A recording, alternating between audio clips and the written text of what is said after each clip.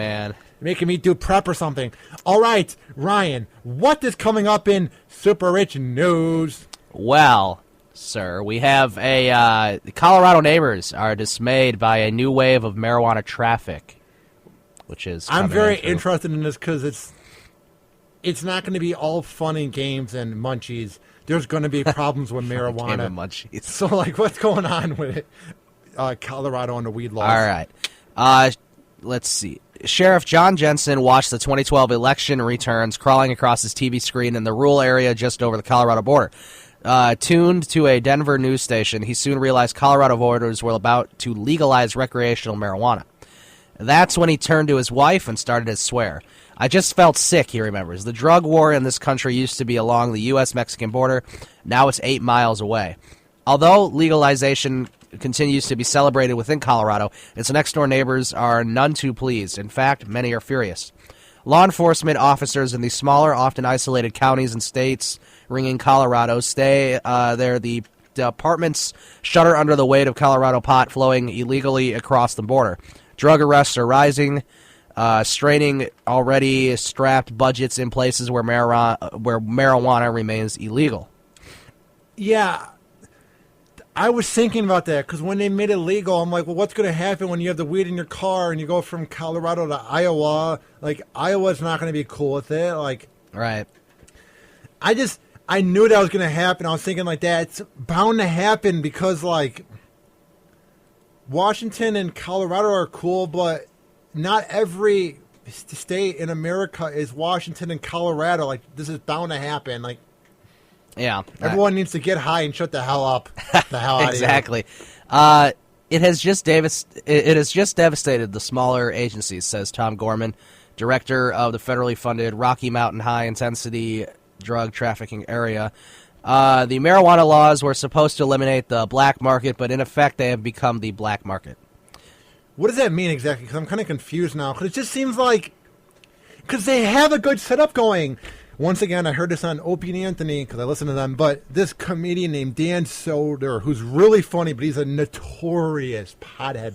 He visited one of the weed shops in Denver, and he said the setup's great. You have a parking lot, and you have cops wave you in, and you show them your ID that has that says that you're 18 or older. Yeah. And you go in, and it says it's like visiting like a coffee shop. Like they have the weed all in like a counter behind it, and they weigh it. It's like getting lunch meat at the local deli, but you're getting weed. It's a perfect setup.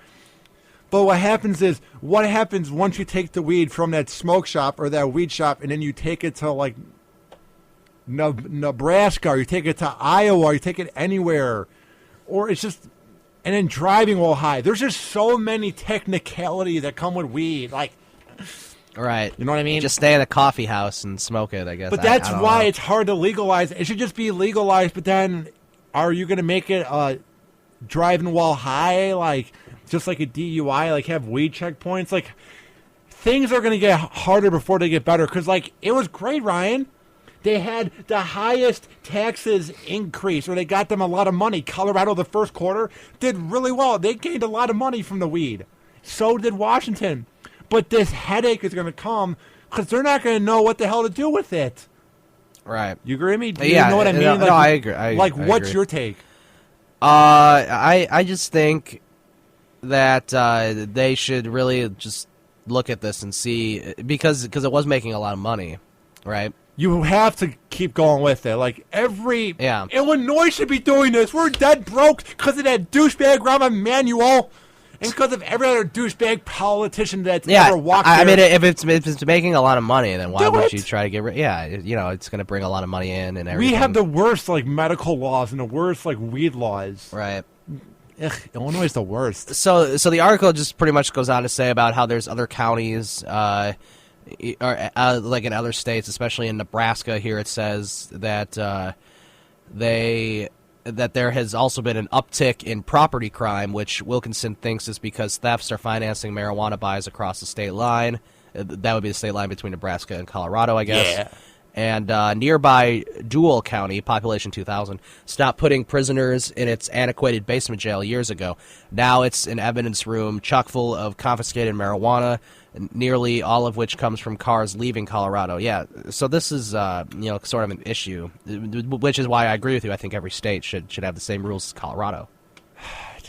It's goddamn weed. Like, I'm not trying to be depressing or deep, but like, we're all gonna die someday. Life is short. Is it really necessary to get mad over something that gets you high?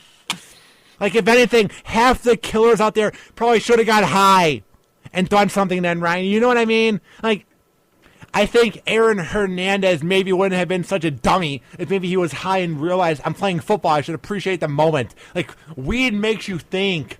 Like, that's true, it does. Like, we're getting headaches and arguments over a plant.